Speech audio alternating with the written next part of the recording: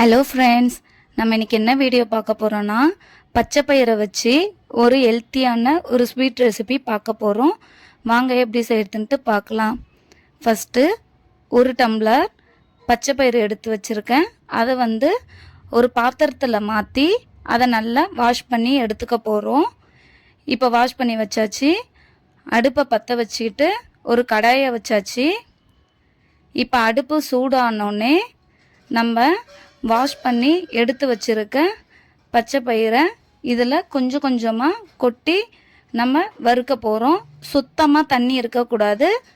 தண்ணி சுத்தமாக இல்லாமல் நம்ம போட்டுக்க வேண்டியது தான். இது போல் போட்டுட்டு நல்லா வறுத்து எடுத்துக்க வேண்டியது தான். ஈரம் கொஞ்சம் கூட இருக்கக்கூடாது. நல்லா ட்ரை ஆகணும். பாருங்கள், ஈரம் எல்லாம் போயிடுச்சு. இந்த கலர் மாறணும்.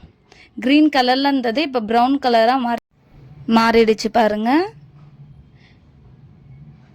இப்போ பாருங்கள் நல்லா சூப்பராக வறுபட்டுருச்சு. இப்போ இந்த டைமில் நம்ம அடுப்பை ஆஃப் பண்ணிக்க வேண்டியதுதான்.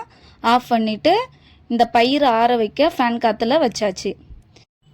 இப்போ நம்ம அடுப்பை பற்ற வச்சுட்டு ஒரு பாத்திரத்தை வச்சாச்சு. எந்த கிளாஸில் நம்ம பச்சை பயிறு எடுத்தோமோ அதே கிளாஸில் ஒரு 3/4 பங்கு போல் வெல்லம் எடுத்துக்க வேண்டியது தான். ஒரு கிளாஸ் பச்சை பயிறு, 3/4 கிளாஸ் வெல்லம், ஒரு 3/4 கிளாஸு தண்ணி சேர்த்துக்கலாம். இல்லைன்னா அரை கிளாஸ் எடுத்துக்கோங்க. நான் அரை கிளாஸ் தான் சேர்த்துருக்கேன். இப்போ ஊற்றியாச்சு. இது நல்லா கொதிக்கட்டும். இப்போ பாருங்கள், வெல்லம் எல்லாம் கரைய ஆரம்பிச்சிருச்சு. இப்போ அடுப்பை ஆஃப் பண்ணிட வேண்டியது தான். இப்போ நம்ம ஆற வச்சுருக்க பச்சை பயிரை எடுத்து ஒரு மிக்சி ஜாரில் போட்டுக்க வேண்டியது தான். இப்போ போட்டாச்சு. இதை நம்ம அரைச்சி எடுத்துக்க வேண்டியது தான்.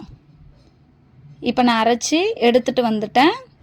இப்போ பாருங்கள், இது போல் நல்லா நைஸாக அரைச்சி எடுத்துக்கோங்க. இதை இப்போ நம்ம பச்சை பயிறு உருண்டை பண்ண ரெடி பண்ணிக்க வேண்டியது தான். இப்போ அடுப்பை பற்ற வச்சாச்சு. பற்ற வச்சுட்டு கடாய் சூடு ஆயிடுச்சு. இப்போ ஒரு அரை ஸ்பூன்லேருந்து 1 ஸ்பூன் போல் நெய் விட்டுக்கோங்க. நான் அரை ஸ்பூன் விட்டுருக்கேன். நான் கட் பண்ணி வச்சுருக்க பாதாமை வறுத்து எடுத்துக்க போகிறேன். உங்களுக்கு எந்த நட்ஸ் வேணுமோ அதை போட்டுக்கோங்க. பாதாம் போட்டாச்சு.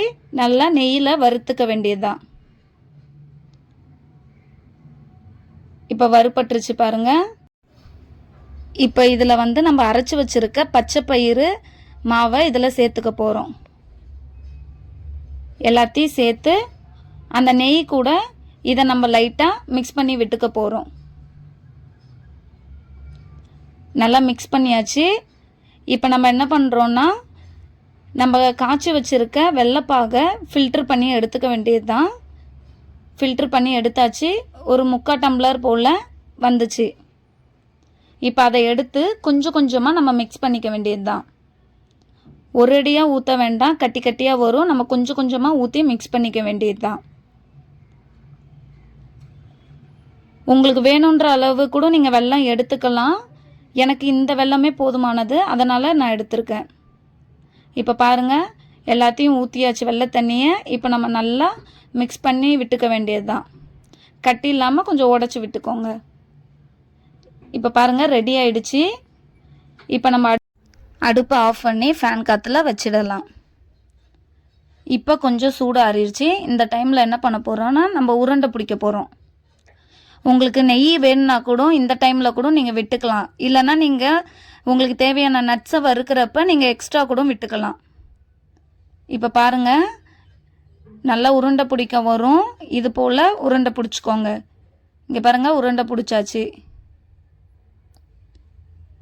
இதே போல் இருக்கிற எல்லா மாவுலேயும் நம்ம உருண்டை பிடிச்சிக்க வேண்டியது தான். பாருங்கள் எவ்வளோ சூப்பராக இருக்குன்ட்டு.